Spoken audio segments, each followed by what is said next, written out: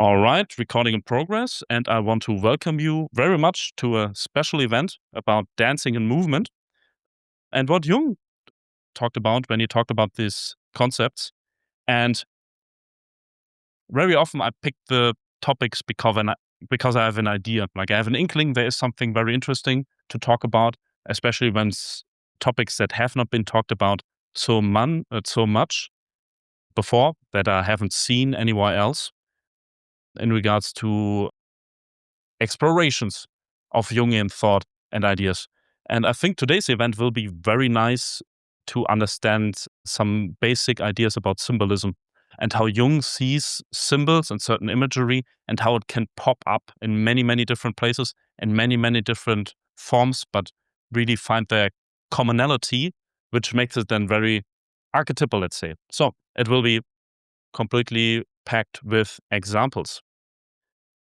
And I want to start first with the dancing part. And I want to start by telling a little bit from my past. When I was in my 20s, I was very much going into concerts. I was sometimes going to 3 concerts a week, driving all over Germany to see my favorite bands. And one of the nicest experiences you can have at a concert is when the energy is really good and people start to dance or starting to having pits. So when you go to rock concerts and music of the like, punk, metal, alternative, and so on, or new metal, you have these very nice mosh pits. And you have also these very nice circle pits, which means people running out in a circle. And I didn't think so much about it back then. Running around in a circle is actually a lot of fun. So children already do it, but it really creates a high energy atmosphere. And it's, let's say, a fun way to move. And how you are in a pit, for those who are not familiar with that, it's a lot of people crashing into each other on purpose, and you're sweating, everything hurts, but it's great. It's a great way to experience music. And back then I didn't think about it too much, just as, this is fun. And it's only today that I think about, okay, there is something more, let's say, archetypal about this, or deeply psychological. And another thing that I've noticed very much in the last years, and maybe it might be fitting also to your experiences, techno raves have become very, very popular. So they're popping up everywhere here. I have here a picture from a rave that I took in a church for Halloween. That was a lot of fun. And I don't go so often to raves, but I have a lot of friends who go to raves. And interesting enough, the people that I've been in circle pits and mosh pits before are now going to techno raves. And I'm in Berlin here, so techno raves are really the part of the core experience of being in Berlin. And it hits now the zeitgeist. People want to dance and move to music and experience music. And it is, yeah, happening. And then for the third picture here, I have Fight Club. And this has a very specific reason. And there we already go in the Jungian sphere. Because Jung says we, as humanity, as civilization, right now have a general problem, which is we are very much in our head. What we do is very abstract, very intellectual, very, let's say, up in the air. What's a little bit coming too short is the body. And mind you, this is Jung talking about this 100 years ago. This is before the internet, this is before TV, this is before telephone, right? And Jung already says, people are way too much in their head, they're not enough in nature. So I think he would be kind of surprised how things have developed, that it's even more abstract now. So I think it's not a coincidence that people look for these very bodily experiences with music, with movement, with experiencing their body in a kind of controlled and safe way, right? A concert or rave is a safe space for certain experiences that are set up to people experience these things. So where is the psychological need coming from? And I have a quote here from Jung about that. For the fascination of the soul is nothing other than a new self-reflection, a return to fundamental human nature. It is no wonder in this process the body, which had long been undervalued in comparison to the mind, is rediscovered.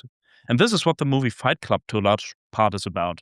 This is about people starting to fight each other because they want to experience their bodies, they want to feel pain. And interestingly enough, this is also fitting to mosh onto circle pits. And this is not completely new. Like, human beings have been doing this already for a very long time. And one thing is, of course, the experience of the bodily. The other thing is to put yourself in a specific, let's say, state of mind, to get into a specific mood, to get in contact with something inside of you. We as human beings, we have psychological needs. We have a whole psyche that, similar as the body needs salt, the psyche also needs certain experiences. And Jung says we, with our consciousness and how we do things, we are always running away in one direction and ignore other directions. So we kind of need to remind it of the other parts of us. For example, the body, which is why we're looking for bodily experiences. This can also be in sports, for example. But this part of reconnecting with our human nature and with our instincts is a big part of human culture and tradition. And one is the carnival. And especially what Jung talks about is the carnival in the church. Meaning, in the church, you have very strict rules and you follow everything. But there was this tradition that once a year, you could go absolutely crazy. You could go past the boundaries of normal behavior, which means, as Jung's saying here, animal dances, to get back into nature. And this is actually not something that the church liked, but it was something very, very pagan. And the tradition kept going for hundreds and hundreds of years. Similar, like the Christmas tree has nothing to do with Christianity and everything with our pagan roots. Similarly, the church could not really get rid of it for many, many hundred years. And I want to go into that in this quote. And the carnival, we take on other forms. We wear animal masks, perhaps, or perform animal dances. It is a sort of orgy in which people re-identify with a being of a lower mind and of a lower morals. And by that, they touch nature again. In Europe, all sorts of things happen during the carnival. It's a pretty wild time. Also, it is the carnival in the church, which was the last remnant in the medieval church of ancient times, when they celebrated the Saturnalia, the spring mystery of Athens, which were even quite obscene. So, what we have in, let's say, human history is a kind of building on stuff on each other. Like, Christianity is built on these things that happened before, even to the point where you have the Mithras cult. And a lot of churches where the Mithras cult was before, they built churches. And if you go back even earlier, we are hitting the Greeks, and very much in mythology and the Greek pantheon, the certain moods, emotions, instincts are symbolized by deities, which is pretty much fitting to the human experience of an emotion or thought. When you have anger, when you have lust, you experience this as something that's taking over you. And in Greek mythology and in a lot of cultures, this is that's symbolized through gods that take, let's say, possessions of human beings. You have this a lot of when you, for example, read the Odyssey or the Iliad, that it is very often that Ares got into someone, right? And caused them to do something. And we would translate it today in modern language and, they were gripped by a certain emotion. But it's more sophisticated in mythology, and this is why Jung looked into that, because you have this network of idea that connects not only to, let's say, the abstract thing of emotion, but also of imagery and behavior and everything that's, let's say, associated with that. And the god for, let's say, partying, for dancing, for getting back into nature is Dionysus, the twice born. So it is the god of the body and of ecstasy and a kind of orgastic enthusiasm and intoxication. Things that are also said to be happening at raves and at concerts, where we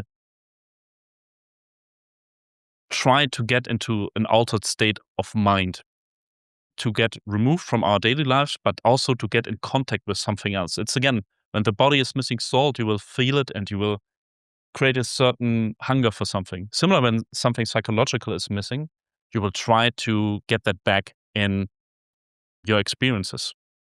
So I have here a quote from Wikipedia. His wine, music, and ecstatic dance were considered to free his followers from self-conscious fear and care and subvert the oppressive restraints of the powerful. Also, so the Dionysian mysteries had this purpose of re-identifying man, re-establishing his contact with nature. This is original in our theater. So it is really about connecting people, and the cult of Dionysus, they also had these dances. They had these our already or almost frenzied happenings where, according to legend, also like frenzied groups of women would tear apart men as a kind of sacrifice. So to let's say honor Dionysus, who himself was also, according to mythology, ripped apart and spread throughout the world. And Jung sees there already, interestingly enough, a stark contrast, because Jung says we have a conscious attitude and we always have an unconscious reaction to that. And for him, he says consciousness is something that needs to be taught, developed, and very much worked on through time and effort. And it is then that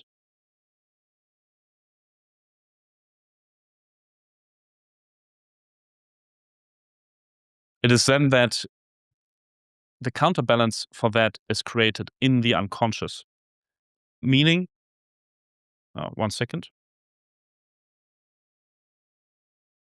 Okay, sorry.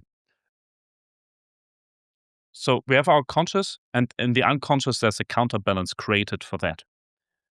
Meaning, even in Christian thought, when the consciousness is very Christian, the unconscious will be then very pagan. And this is then Dionysus as a counterbalance for that. You find that even in Nietzsche, where they have the Apollonian and the Dionysus as Dionysian as opposites to each other, that then can pop up in dreams. So Jung has some dream analysis that he did for some patients in some seminars, where he then has the Dionysian images in the background. For example, you have a barren church which is overgrown with wine stalks and grapes, which is very much symbols associated with Dionysus. So I want to go back even further, and for that I want to talk about a topic that Jung talked about, but I normally have a little bit of like qualms talking about it because I think it can be easily misunderstood and it has to be doing the word. And this is not the foil for that right now. So sorry. 1 second. Good. So we have rituals. Talked about the carnival. We talked about the Dionysian myths. We talked about something like raves or even circle pits. And what Jung sees there as a basis is that human beings try to structure experiences and initiations to bring people into contact with something, but also to bring something forth in people. A experience, an emotion, right? People go to a rave or they go into concert to have an emotional experience. Similar with the theater, something is brought out in them. And so this is what culture is then about, to give people a safe way to experience those things, to get into contact with their psyche, with their experiences. And Jung says this very much has to do also with our conscious attitude, how we are doing things. And this is what this quote is about. If you have to do something which means nothing, you have very little consciousness of it. But in the ritual act, you are supposed to be fully conscious of what you're doing, more conscious than of anything else. For instance, you can eat a piece of bread and drink a little bit of wine with very low level of consciousness, almost in a dream. But you cannot take the communion in a dream. You must be conscious. So basically, this is also what I'm showing here on the right side. The communion in the Christian church is really when the bread and the wine turns to the flesh and the blood of Jesus Christ, which just gets distributed in the congregation.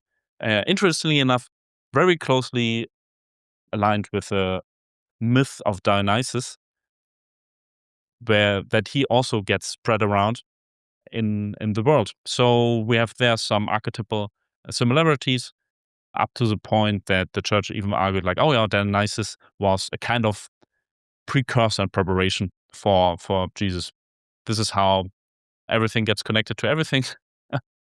But yeah, the idea here really is you can live your way alive in like two ways. You can do it very actively, you can do it reactively. And Jung says the things that are happening there psychologically are very, very, very different. If you let something wash over you or you take part in the experience, similar with a dream, when you dream something and you forget about it immediately, it won't have an effect on you. But if you contemplate it and try to understand it, Jung says there's a lot of things to get there. Again, it has to do with this kind of counterbalance because it's the other side. A dream and the unconscious always provides the other side to consciousness itself, meaning you will get new information about yourself, your situation, but you need to be aware for that. You need to be conscious of that. You cannot be unconscious, just passive and reactive.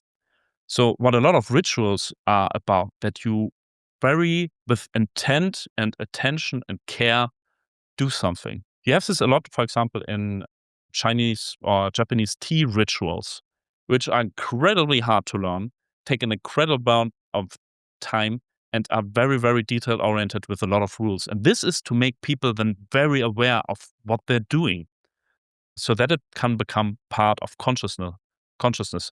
Only the things you're paying attention to are being integrated in your being. Otherwise, they just pass you by.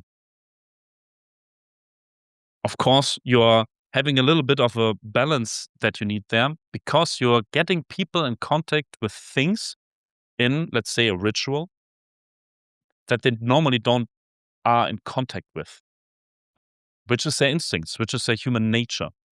So we have our rules and our society and our structures in a way to kind of remove us from nature, also to remove us from our instincts because they can be overwhelming.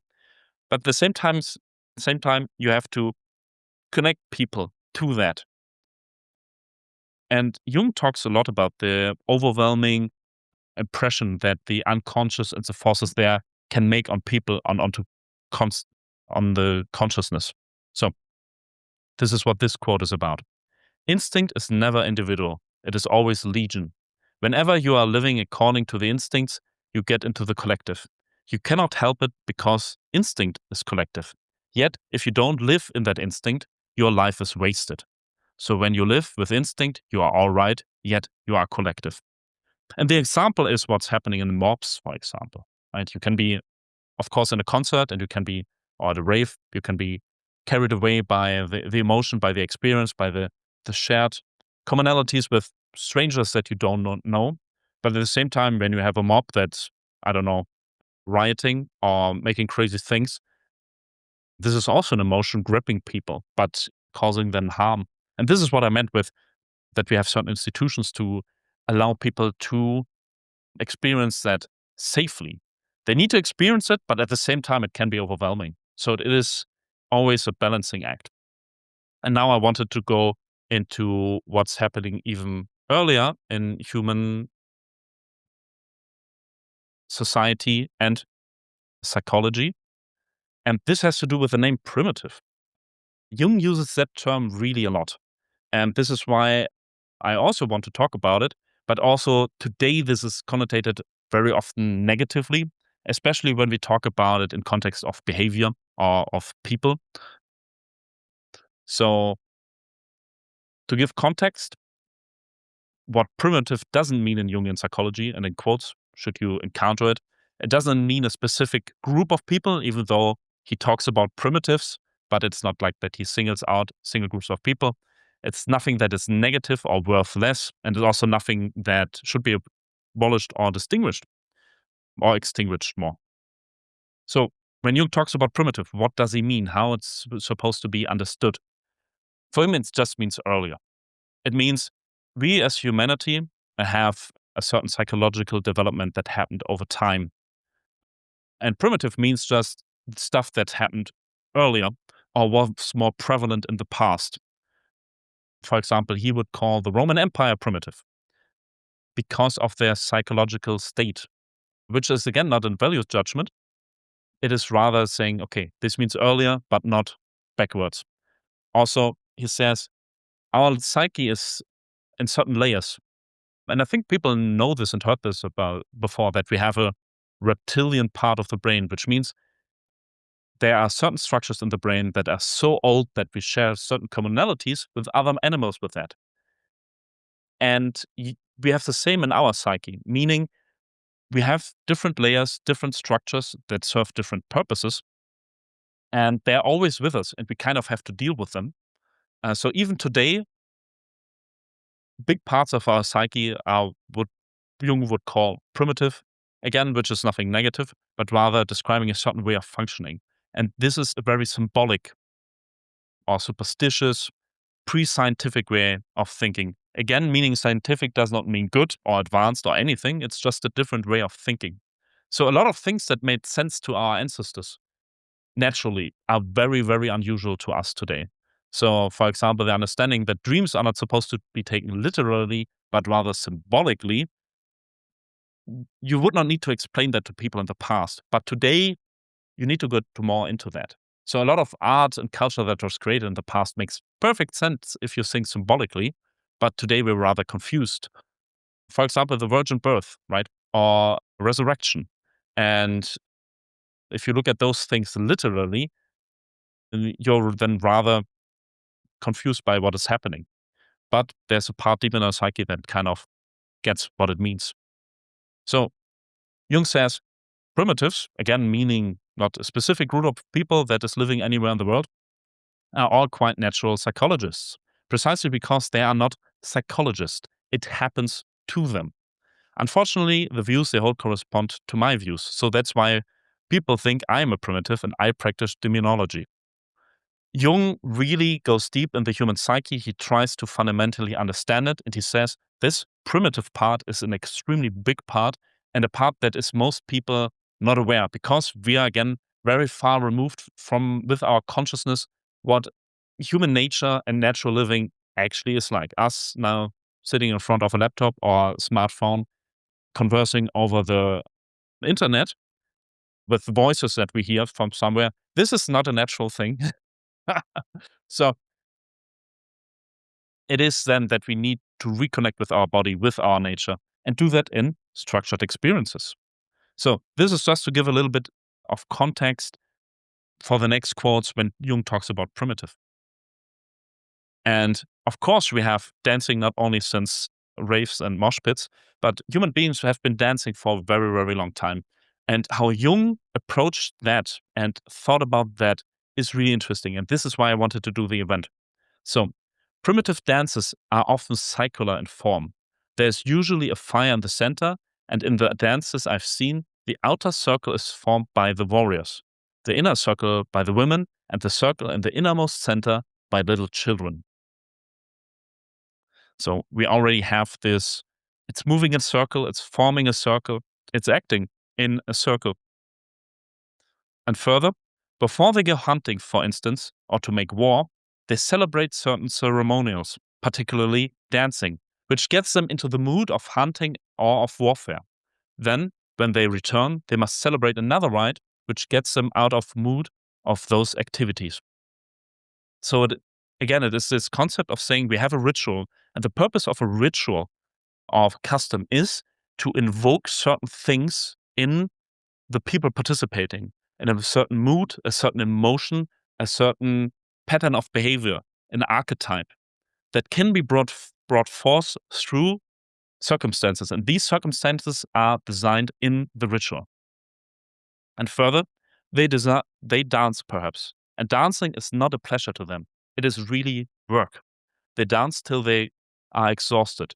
And even they never apply energy for any other purpose, they surely apply the energy and patience for magic purposes. So such a thing only works when you produce it, and you must not produce it cheaply. So Jung saw there in the dancing a huge effort. And I want to go into there deeply what this effort is about. But I also want to talk about what the circle has associated with it. Because people moving in a circle, again, circle pits in the beginning, people dancing around a fire in the very, very far past, and of course, even today, we have traditions that also have circular movement in dancing or just moving of big groups of people. So I have here the picture of Mecca, where every Muslim in his life at least should go once to move around this very special place, which I forgot the name about. But we also have in Germany this tradition of the maypole for springtime, when people erect a huge pole to then dance around it with ribbons to make it colorful, to signalize spring and rebirth. Again, something very Dionysian. And we also have it in mythology,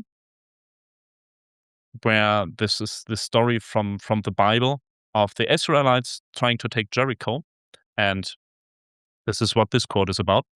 That's why the ancient Israelites long ago marched around the walls of Jericho, with their siege tactics failed. Finally, the walls of Jericho gave way. They run around the city 7 times, so they tried to take it for a very long time. They failed it, so they walked around it 7 times, and then the walls gave in. Again, if you take this literally, this does not make a lot of sense, but symbolically, this is very interesting. Also very interesting, there's a band called Walls of Jericho, and they really like circle pits. I know because I went there to the concerts. So everything is mirroring everything. So to this point of moving in a circle and charging the center with energy, you move in a circle around the center or around a person, which means concentrating of attention upon the center and heaping up of mana or medicine power in it. So the thing about a circle is that it has a center, and moving around it puts attention on that. And Jung sees this fractured out and expressed in many, many different forms. Here we have it in action, but we're going now in a more psychological direction, meaning circular movements we find in many, many different ways. And this is what I meant in the beginning this will be a very interesting elaboration about the symbolic meaning of a circle and how it can express itself in different ways and how people interact with it. So in this situation where you perform the ritual, and I hinted at that before, Jung sees psyche as something fragile, especially our consciousness. We can get tired, and we will get tired. Like, consciousness is such a big, effortful act that we need 8 hours of sleep every day. And even if we concentrate on something new, we tire then very quickly and we have to rest, and we kind of have to turn off our minds doing something mindlessly. And this is because consciousness is a fairly new thing, and it can be easily overwhelmed with unconscious forces. Jung sees a really big part for psychological trouble, for example, schizophrenia or psychosis, that unconscious forces overwhelm consciousness and break it apart. So again, it's this balance of being conscious of something and at the same time not being overwhelmed by it. And this is what this quote is about. It is possible to lose consciousness to a certain extent during play, and then to become identical to this play. So this is also dangerous. We can, for instance, see when primitives perform their dances, eventually they become identical to their roles. So you can have people that go into a frenzy when they're completely caught in a mood. This is when you have a mob and they start trashing things, and they start to burn things and break things down and so on. And people are kind of overwhelmed emotion. And Jung says this is actually one of the biggest dangers of modernity, because we have a lot of security in our society. We have a lot of provision in food and shelter and safety and all these different things. So he says the biggest dangers are psychic contagions, psychic epidemics, meaning people are caught by an idea and they act on that. And we have large moves grouping, right? Groups moving. When people are fascinated by all the isms like communism and fascism, and suddenly a lot of people dying because people are caught by certain ideas, certain emotions, certain moods. So Jung says man is always a bit possessed. He is necessarily possessed in as much as his consciousness is weak. In a dance, they easily can get into an aesthetic condition in which they are no longer themselves. And knowing this, they even apply that knowledge in their rites. They induce that condition. It's also a positive thing when you are not yourself, when you need to go beyond yourself, you need to transcend yourself. But again, there's a danger. And one way to see it, and this is like really interesting, and this is why it's very important to understand that when Jung talks about, let's say, primitive psychology, that this is still a big part of our psychology. We kind of have to do the same thing. We have to drum up motivation to do things because we are also not. Like, think about when you make plans or have goals, like you want to go to the gym regularly, right? You want to read every day. You want to change your diet. You want to pick up a new hobby or start a new career. You want to apply for a different job. It's very, very easy not to do those things, but you kind of really want to. So you have to bring yourself in the mood. So in the past, this might have been dances, but now this is a very far externalization of that. We internalize this now more through different techniques, right? But this is again about the dances discord. First come the dances, he must dance hunting, whip himself into the mood of hunting until he is thoroughly filled with the idea. He identifies also with the animal he hunts. He becomes his own buffalo, and he is a hunter at the same time. And there's a nice progression, and this is one of the big reasons why I wanted to do this event. It's the next quote. It is a classic device for impressing certain ideas or activities in the mind, and what has to be impressed and firmly organized in the canalization of libido meaning mental energy. So it's not for Jung purely sexual. It is more the psyche is a machine that runs on a certain energy, and that's libido. And libido must manifest in a certain way. For example, when you have creative people, they really need to get this energy out and to a painting or a drawing. Otherwise, it stays within them and might cause havoc there. It grows. It's like the sun. Libido is like the sun making things grow into a new form of activity. Since the rhythmic activity can no longer find an outlet in the act of feeding after the nutritional phase of development is over, it transfers itself not only in the sphere of sexuality in the strict sense, but also to the decoy mechanisms such as music and dancing, and finally in the sphere of work. So what we have is, and this is an idea from psychoanalysis and from Freud, and Jung has a very strong psychoanalytic background, that you have certain drives, instincts that can be formed and shaped through society to express themselves in different ways. So Freud was pretty extreme with that, bringing back everything to sexuality and making then a very vague definition of sexuality. But bringing it to the rhythmic activity, for example, of feeding, that this can express itself in other rhythmic activities, such as music, such as dancing, or like work, which is then again interesting, especially when you had a lot of manual work or movement work. People like to listen to music automatically, instinctively. It's just that to say, oh yeah, that fits. So whoever worked in a factory before, if people have the chance, they will be listening to music, especially if they hone in on something. So the idea here is really, really interesting. Because what is work? Like, what is motivation? You want to do certain things and you try to invoke, let's say, images. You want to have a goal. This is what manifesting today, for example, is a lot about. You say like, oh, what do I really want? How do I picture my life? And you kind of let your thoughts and ideas circle around that.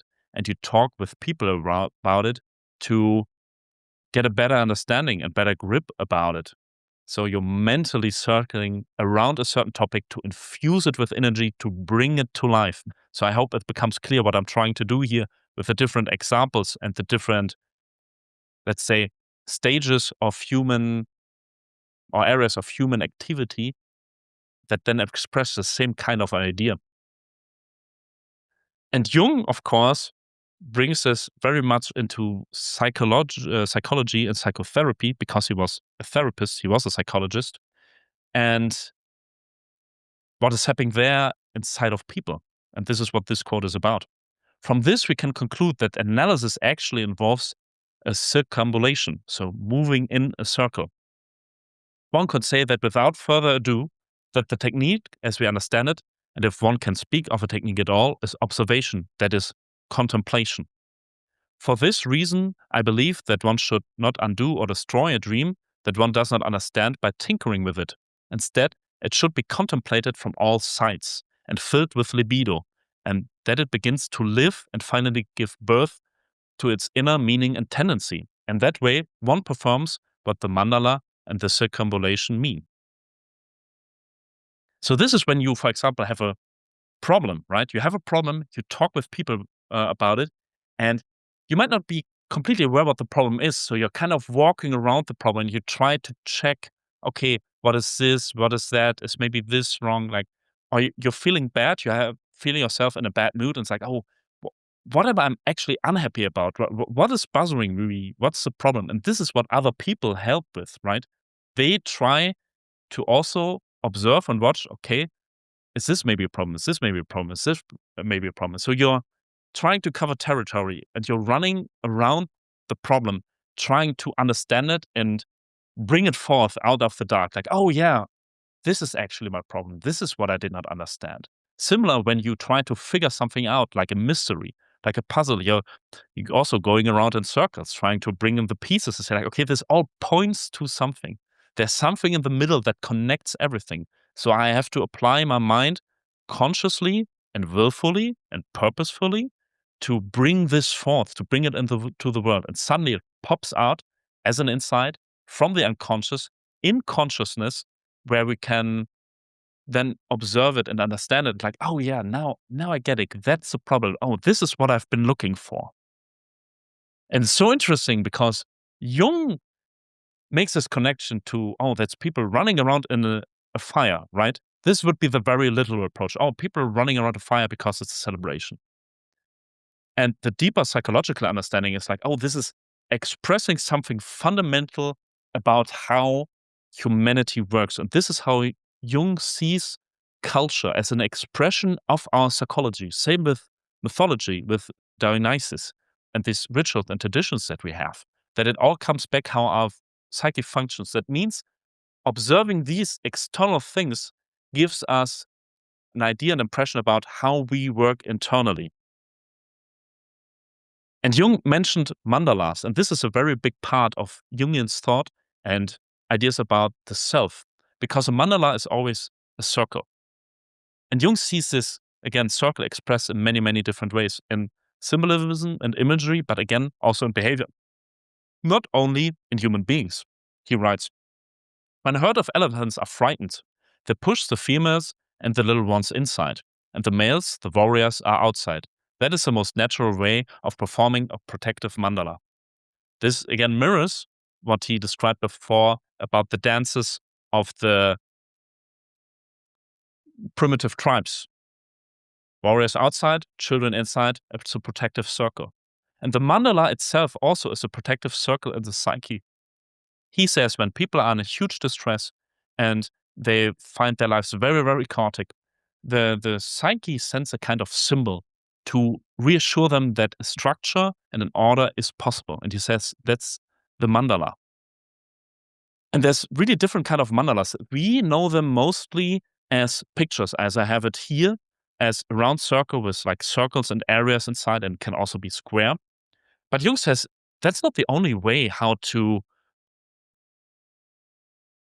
conceptualize a mandala, but rather a mandala is also acted out outside through behavior. This is what this quote is about.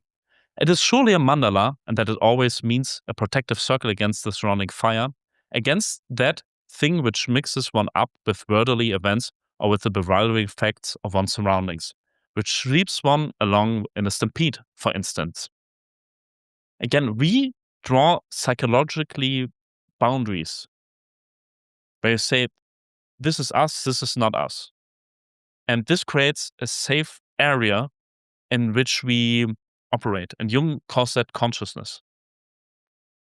And what we try to do, we try to bring in all these things that are good and positive from the unconscious, but also to keep out the bad things, the overwhelming emotions and instincts, that they're kind of there and integrated in a positive way, but they do not take over the ship, let's say.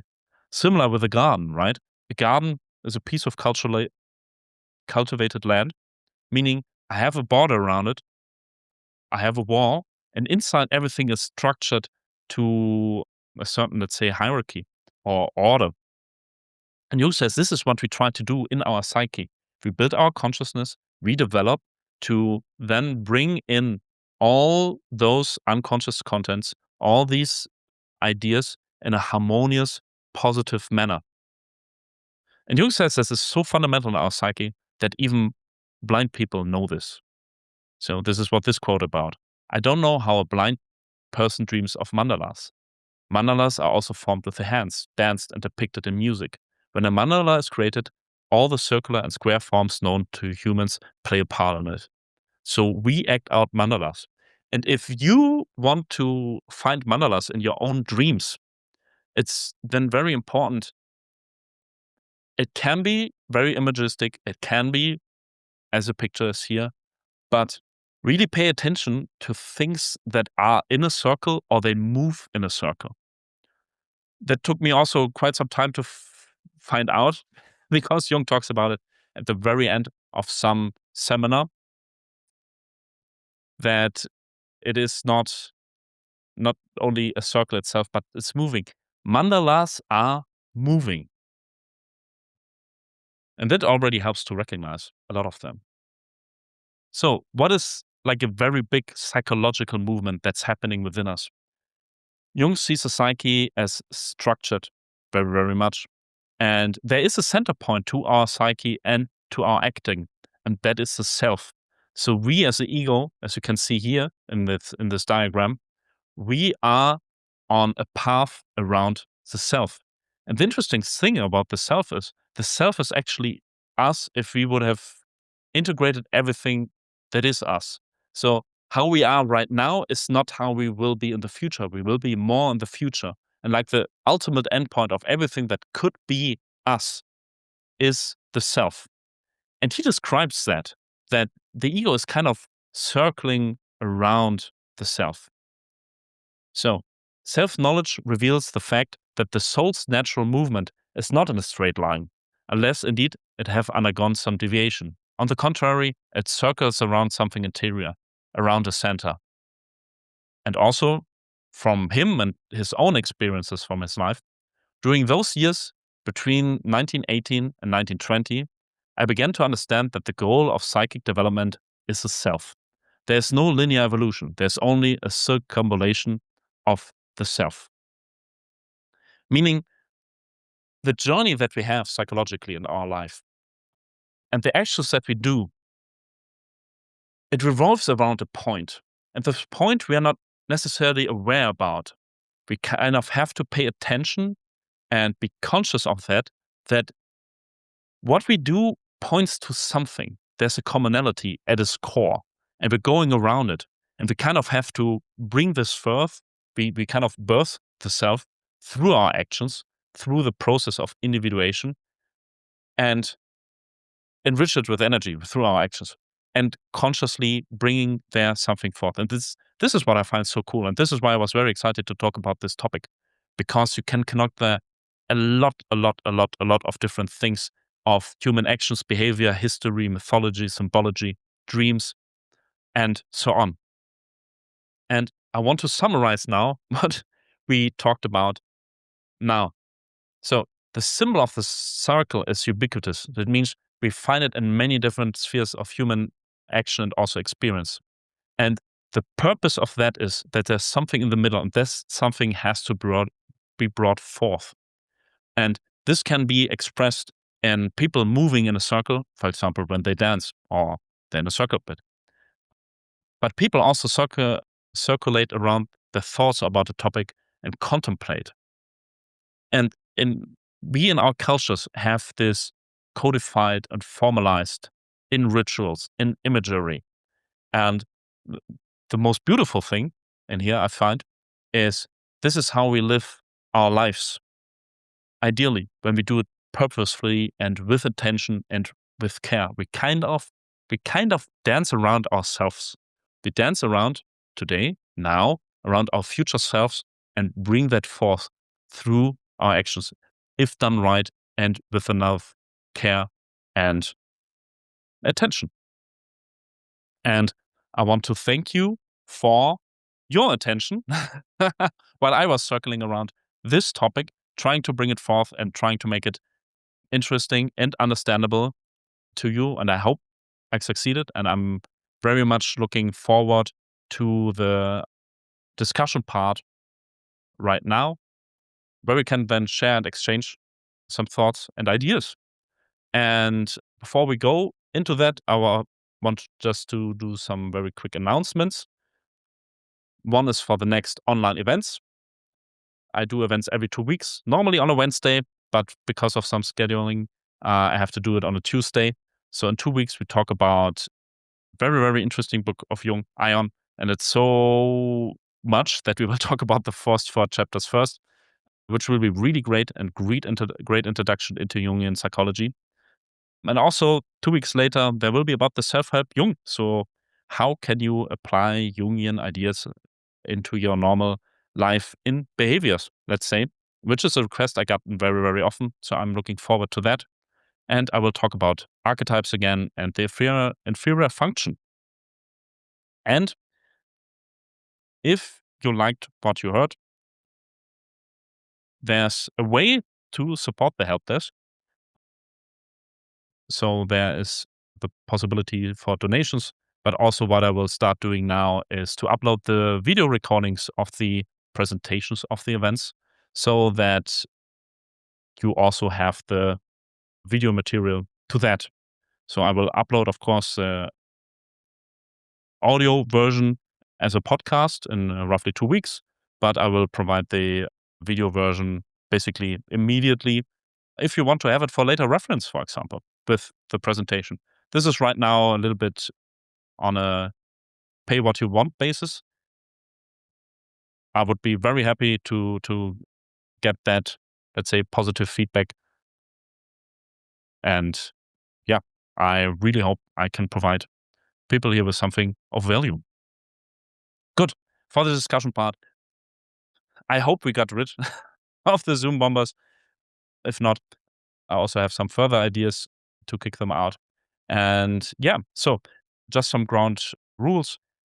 Ask a question, state an opinion, bring something cool. Everybody can also jump into the discussion. And when you like something that somebody says, you can react. I will also give room again to reactions. Give everyone room. So there will be a lot of people raising their hand to participate. And yeah, every time you mention something cool, please share a link. Give people a chance to also find it and experience it. And yeah, chat in the questions from experience. Likely they will be missed. So just raise your hand, bring them forth. And yeah, good. I will stop the record.